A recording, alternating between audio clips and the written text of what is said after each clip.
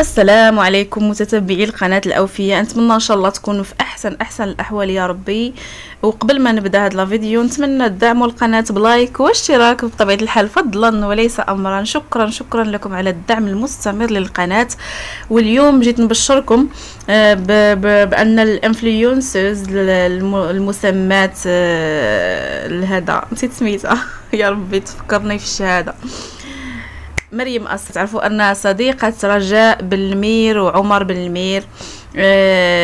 هذا عندها قناة وكذلك عندها حساب كبير في الانستغرام، مهم معروفة.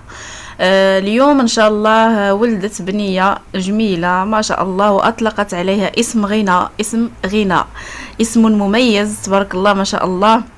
المهم الحمد لله على سلامتها، والله يكبرها في عزهم ان شاء الله، وربي يرزق الكل بالذريه الصالحه يا رب، ويسعدكم يا ربي، وتعطي لكل واحد اللي محتاجه. مهم نتمنى تباركوا ليها في التعليقات، ونتلاقاو ان شاء الله في فيديو ثاني يا ربي. نلقاكم على خير وبخير، مع السلامه.